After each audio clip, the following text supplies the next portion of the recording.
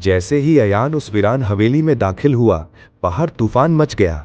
सामने का दरवाजा उसके पीछे जोर से बंद हो गया और वो अंदर बंद हो गया। कक्ष 1, दर्पण कक्ष। वो टूटे हुए दर्पणों से भरे एक अंधेरे कमरे में पहुंचा। उसका प्रतिबिंब उसे देखकर मुस्कुराया, हालांकि वो मुस्कुरा नहीं रहा था। धीरे धीरे प्रतिबिंब अपने आप हिलने लगे, कांच से दबने लगे, मानो वे भागना चाहते हो। कक्ष 2, गुड़िया कक्ष। दर्जनों पुरानी गुड़ियाएं उसे कांच जैसी आंखों से घूर रही थीं। अचानक उनके सिर एक साथ घूम गए। एक गुड़िया ने उसका नाम फुसफुसाया, एक और गुड़िया बच्चों की आवाज में हंसी, हालांकि वहां कोई बच्चा नहीं था। कक्ष 3, रक्त कक्ष।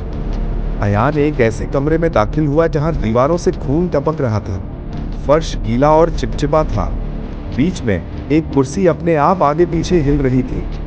जब उसने बाहर निकलने के लिए दरवाजे के हैंडल को छुआ तो उस पर खून से सने हाथों के निशान फैल गए। कमरा 4, परछाई वाला कमरा। यहां सिर्फ एक मोमबत्ती से रोशनी आ रही थी। दीवारों पर परछाइयां नाच रही थी, लेकिन वे उसकी हरकतों से मेल नहीं खा रही थी। इसके बजाय वे उसकी ओर लंबी उंगलियां बढ़ाते हुए उसके करीब आ रही थीं। उसने मोमबत्ती बुझा दी, फिर भी परछाइयां वहीं रहीं। कमरा 5, रोने वाला कमरा।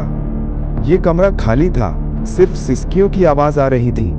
एक औरत की धीमी चीख हर जगह गूंज रही थी। अचानक रोना एक तीखी चीख में बदल गया। कोने में एक पीली आकृति दिखाई दी, टूटे हुए अंगों के साथ उसकी ओर रेंगती हुई। कमरा 6, अंतिम कमरा।